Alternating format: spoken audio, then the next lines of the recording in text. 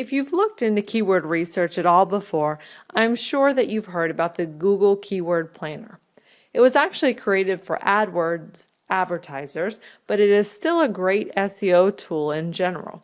It's definitely not the most user-friendly tool available, but on the flip side, it is free and it can give you great information. I like to use the Google Keyword Planner for a couple of things, and we're going to look at those. But to start off with, we're going to take a look at how to use the Keyword Planner to generate some more keyword ideas that you may not have thought of. If you don't already have an AdWords account, it is free, and you can go ahead and sign up. Just enter your basic information, and you'll automatically have an account. So after logging in, you can use the URL here on your screen, or you can go up to Tools and you can pull down to the Keyword Planner. Now you're going to see here that Google gives you a number of options. To find new keywords, we are going to take a look at the first option, which is search for new keywords using a phrase, website, or category. Here you're going to see we're going to be presented with a number of options that we can fill out and settings that we can customize. So there's a couple of things that you can do here.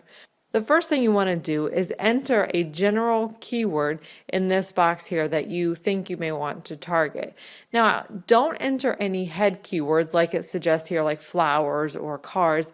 That is way too general. It's not going to get you enough of what you're looking for.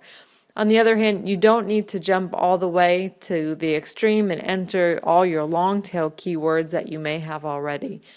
That's going to be a bit too long. So we want to try to find something in the middle. So some of the body keywords, for example. And you can enter them there, and the Keyword Planner is going to help generate a longer list of those long tail keywords that you may be able to target. So start off by just entering the keyword. You can go down below to the targeting box and you can enter the country that you will be targeting and the language that you will be targeting. So if your website is not in English, this is where you would want to customize that setting.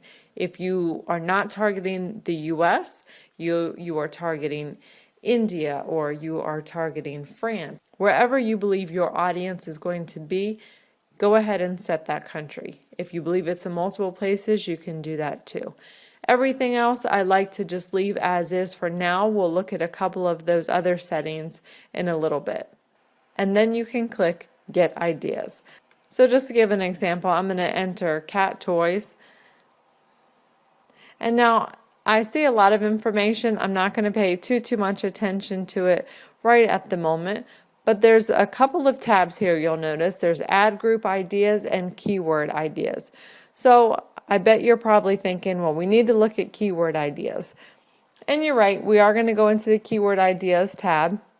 And you can go through and you can look at some of the options that it gives you.